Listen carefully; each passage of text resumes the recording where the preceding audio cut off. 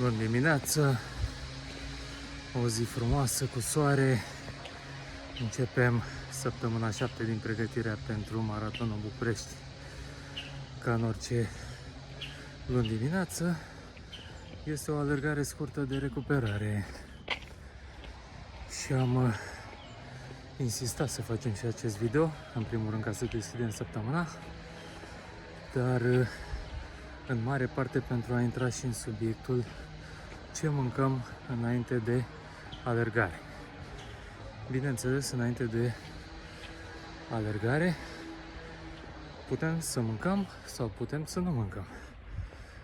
Și aici voi intra în detaliile în funcție de ora zilei la care alergăm, dar și de tipul de alergare pe care îl facem, combinat și cu obiectivele pe care le avem.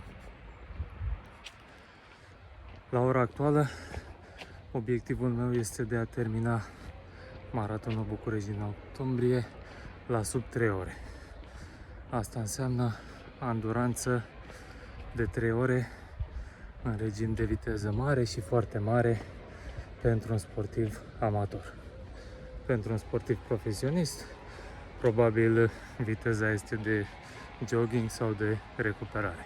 Sunt foarte mulți sportivi profesioniști care alergă zilele de recuperare la o viteză de 4.20, 4.30, care este exact viteza necesară unui maratonist amator de a termina un maraton în jur de 3 ore.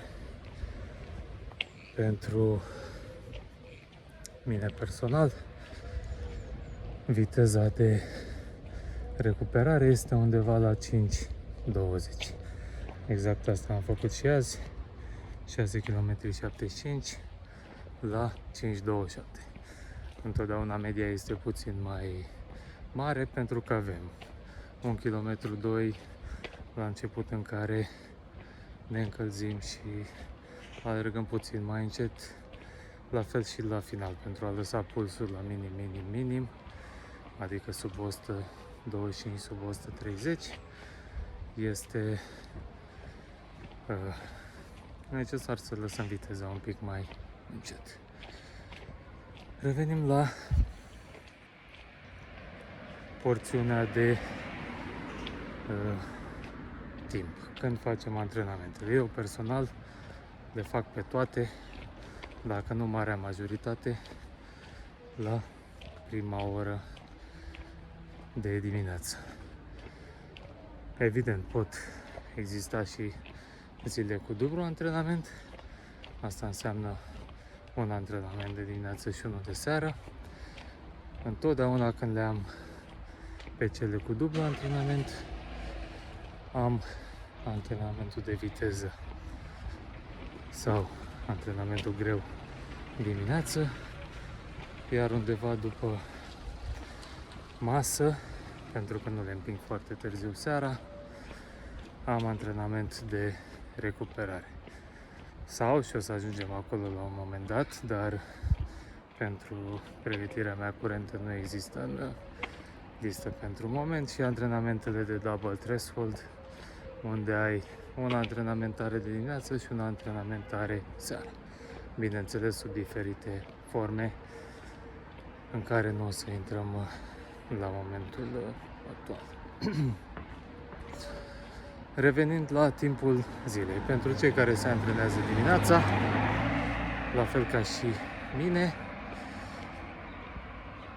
cum se desfășoară o dimineață? Te-ai trezit, te-ai spălat pe față, pe dinți, te-ai îmbrăcat, ai sărit în Adidas și în haine, ai ieșit să dai alergarea ușoară. Multe persoane se pot întreba, ok, păi și cum faci alergarea respectivă? Mergi nemâncat, bei apă, mănânci ceva înainte, ce tipuri de mâncăruri mănânci, cât timp mănânci, la cât timp înainte de antrenament mănânci și așa mai departe. Bineînțeles, pentru cei care intră la birou la ora 9 dimineața și vor să aibă un antrenament plus pregătirea de după antrenament, dușul, îmbrăcatul, drumul până la birou în caz că nu lucrezi de acasă. Bineînțeles că alergarea ta trebuie să fie undeva la 7 dimineața, să termin la 7 jumate, încât să-ți rămână cam o oră jumate cel puțin până când începi munca. Pentru mine personal, care lucrez foarte mult de acasă, trebuie în același timp să-mi conturizez timpul și în funcție de grădinița copilului sau ce facem împreună cu băiatul, pentru că alergarea durează, familia este importantă și trebuie să faci totul aliniat cu activitățile din familie. Drept urmare, pentru mine, alergarea este ori în prima secundă a trezirii, să zicem că mă trezesc la ora 6 dimineața și încep alergarea direct, cam la 15 minute după ce m-am trezit. Asta ne duce înapoi la discuția cu zona de nutriție. Bineînțeles, nu mănânc absolut nimic înainte de această alergare. Este o alergare pe burta goală, beau doar apă, bineînțeles, după trezire, în medie cam 2 căni, plus vitaminele, mineralele și celelalte suplimente pe care le iau în fiecare dimineață. Considerând această alergare pe burta goală, reacția corpului este în 2 tipuri. Pentru cei care fac asta de mult timp, reacția este un habit, un obicei deja împământenit.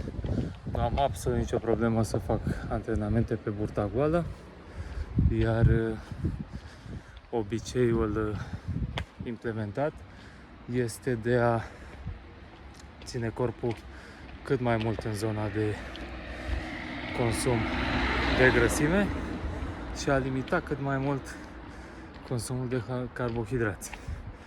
Pe de altă parte este logic, pentru că venind după un somn de 8 ore, să presupunem că am dormit 8 ore, seara, înainte de culcare, am avut o fereastră de cel puțin 3-4 ore de la ultima masă. Suma totală este 8 plus 4, cel puțin 12 ore în care corpul a fost privat de nutrienți, s-a hrănit doar din rezervele proprii, a intrat în consumul de glicogen, oprit în mușchi și în ficat.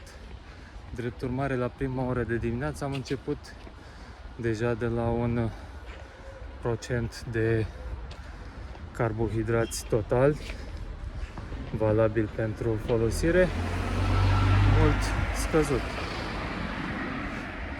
Drept urmare, corpul o să fie împins mai mult către consumul de grăsime decât dacă am face metoda 2, metoda care se folosește pentru antrenamentele grele. La fel, este opinia mea proprie. Am avut multe, chiar foarte multe antrenamente grele la prima oră de dimineață, la fel pe stomacul gol, pe care le-am dus foarte bine cap-coadă și din punct de vedere viteză și din punct de vedere rezistență. Drept urmare, nu am fost afectat sau impactat de faptul că le alerg pe stomacul gol. Dar mulți dintre voi care cunoașteți, citiți multe din zona de nutriție, de antrenament, se știe foarte bine că antrenamentul pe burta goală nu va da aceleași rezultate scontate, iar în același timp va duce foarte mult consumurile de de rezerve către 0. După un antrenament greu, fiind necesar și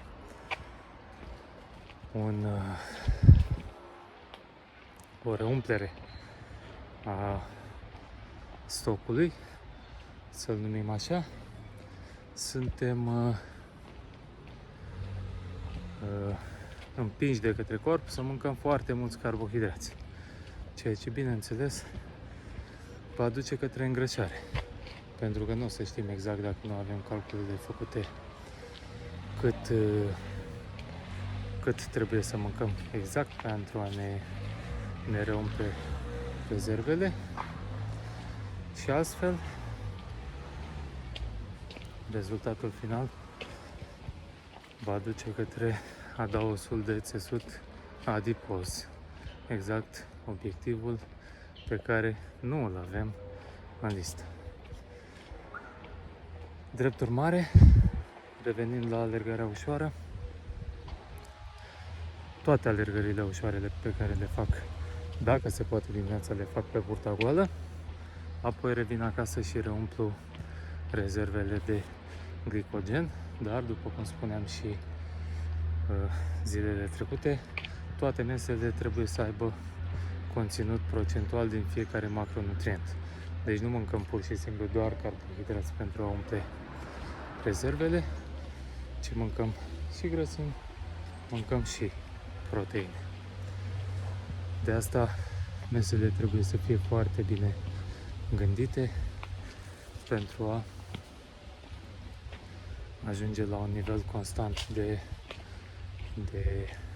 nutrienți în corp și în sânge. Ultima precizare, pentru că mâine vom avea un antrenament tare, un tempo de 5 km la sub 4 minute, va fi o simulare de cursă de 5 km. Mesele de astăzi vor fi foarte bogate în toți macronutrienții și voi încerca să-mi aduc corpul la nivel maxim. Niciodată nu trebuie să facem, cum să-l numesc, schimb de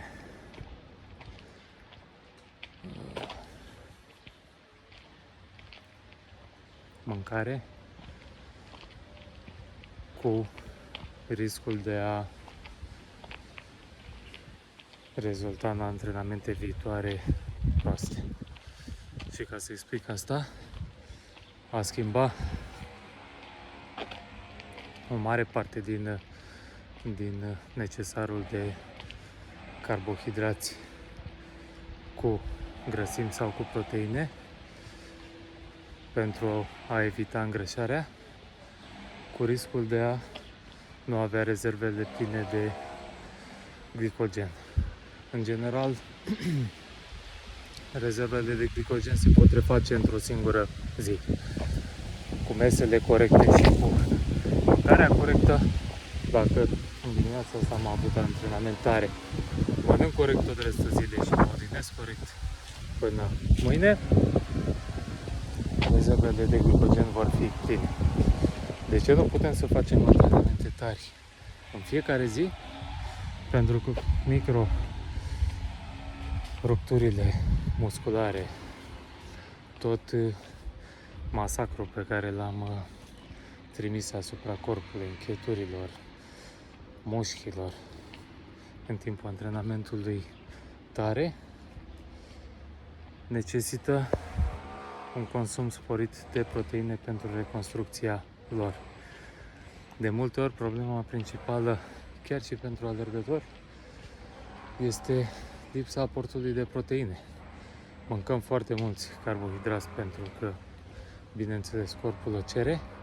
Este o expresie proastă pentru că corpul îți dă anumite indicații, dar nu corpul decide ce o să mâncăm și unde o să mâncăm și cum și când. Noi decidem, iar necesarul proteic trebuie să fie atins pentru a recupera acel corp. și al trimite înapoi la capacitate maximă de efort. Am avut de multe ori și antrenamente dure, chiar și 4 zile la rând. Nu toate de aceeași intensitate, dar să zicem astăzi un antrenament tare de tempo, să zicem 5 km. Mâine o alergare steady, care este alergarea dintre tempo și alergare ușoară. Undeva te duce în zona 2, de sus poate chiar să intre și în zona 3, consum mare de carbohidrați. A treia zi, o alergare de intervale. A patra zi, din nou poate o alergare moderată, steady. Deja după 4 zile de genul ăsta, corpul tău este pe de o parte secătuit de glicogen, pe de altă parte mușchii și încheieturile nu reușesc să se reconstruiască după antrenamentele grele. Drept urmare, în pregătirea mea curentă am scos absolut orice tip de compounding sau cum se numește în română, exponențializare a antrenamentelor grele, care nu duc decât la overtraining, recuperare greoaie și capacitatea redusă de a duce la bun sfârșit antrenamentele care chiar contează, adică cele foarte tari. Să finalizăm și cu antrenamentele de recuperare, revenind la cursa de azi, alergarea de azi, o alergare ușoară de 35 de minute, după cum am spus, puls foarte scăzut, undeva probabil la 120, 125, 130, nu știu, pentru că nu iau centura în ultimul timp la antrenamentele ușoare. Și precizând de centură, ajungem și la ultimul punct, care este efortul perceput.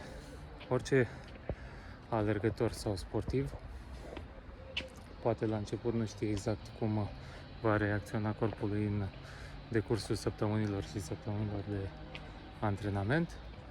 Bineînțeles, avem nevoie de toate gadgeturile pe care le folosim pentru a face statistică și a vedea exact cum reacționează corpul nostru în diferite ipostaze. Ne contorizăm pulsul, ne contorizăm distanțele, ne contorizăm bucățile de interval mai scurte, mai lungi, ne contorizăm VO2 maxul, vedem cum creștem în timp și la VO2 max și la pragul lactat și așa mai departe, până când, după câțiva ani de antrenament, ajungem undeva la un platou. De acolo, creșterea în rezultate și în viteze și în anduranță și așa mai departe, se face foarte, foarte lent. Aici intervine ambiția și reziliența fiecărui sportiv. Dar ce primim odată cu platoul? Primim RPE-ul, adică Real Perceived Exertion, adică cum resimțim fiecare tip de antrenament. Și cu experiență, acest feeling ne poate duce să facem antrenamentele fără absolut niciun fel de gadget sau adaos, ca să-l numesc așa. Pot să alerg cu sau fără centură, sau să alerg cu centură, să ajung la sfârșitul antrenamentului și să ghicesc. Am alergat la o anumită viteză, am alergat la un anumit nivel de puls. Și să verific, să văd. Ia să vedem, am avut dreptate. Probabil o să fiu undeva la 95% range față de cât am presupus că o să fiu. Drept urmare, pentru antrenamentele ușoare nu iau absolut niciodată centura. Nu pentru că nu mi displac rezultatele, ci pentru că vreau să mă simt foarte bine în timp ce alerg. Asta este unul dintre obiectivele majore pentru care mulți dintre noi fac alergarea, pentru a se simți bine. Drept urmare, dacă centura mă deranjează și încep să am reacții adverse pe piele, iritații și așa mai departe, presupun să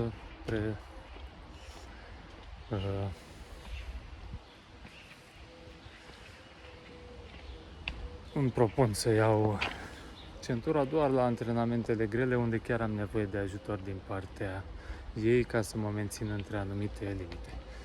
De exemplu, să nu depășesc threshold-ul sau să nu alerg mult prea încet, dar dacă văd că mai este potențial în borcan.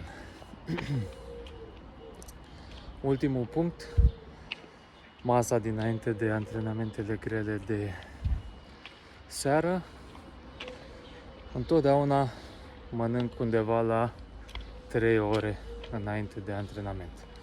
Cum spuneam, dacă este să am 2 antrenamente pe zi, cel de dimineață îl fac întotdeauna pe burta goală, cel de seara îl fac undeva la 3 ore după masa de prânz.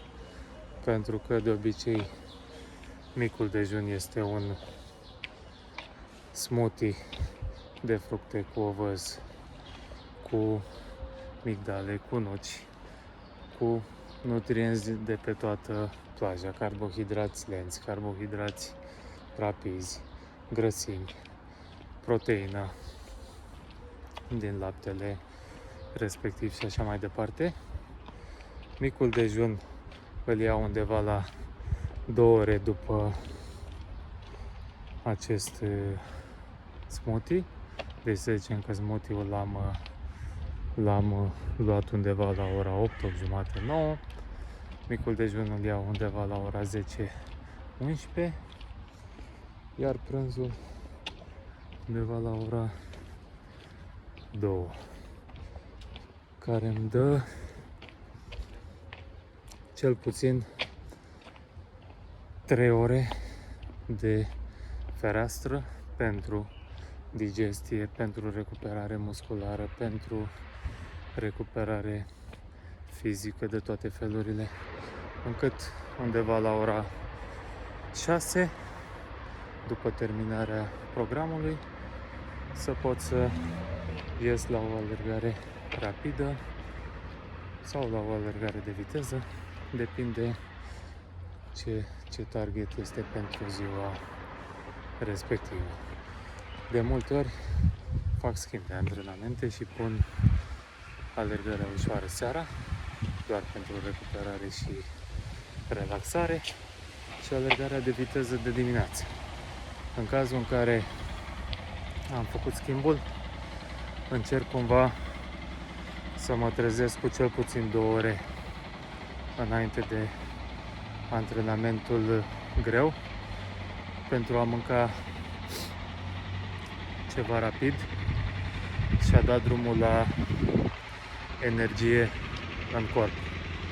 Bineînțeles, de multe ori și în funcție de digestia fiecăruia, digestia probabil este incompletă până la momentul antrenamentului și poți să te trezești că-ți vine mâncarea înapoi pe gât, acid gastric, simți o balonare, nu poți să dai tare. De asta e mai bine să mergi către aproape 3 ore între masă și alergare. Dar calculând asta într-o dimineață în care trebuie să-ți faci alergarea la 7, nu cred că vreunul dintre noi este dispus să se trezească la 4 doar pentru a mânca. De urmare ne rezumăm la o mâncare foarte ușoară înainte de antrenament, poate chiar și la o oră. Pentru mine este mai simplu pentru că pot mânca rapid o felie de pâine cu un de arahide, pot să beau niște iaurt, un chefir, mai mănânc câteva nuci, mănânc și o banană și mi-am făcut toată plaja de nutrienți. în maxim o oră le am pe toate digerate în sistem. Având un metabolism rapid și o digestie rapidă, pentru mine e foarte simplu să fac multe combinații dimineața sau seara și chiar și cu mesele. Acestea fiind spuse, vă urez o săptămână bună, cu multe antrenamente puternice. Revenim la 100 de kilometri pe săptămână și diseară vom face și retrospectiva pentru săptămâna trecută. Treci la treabă!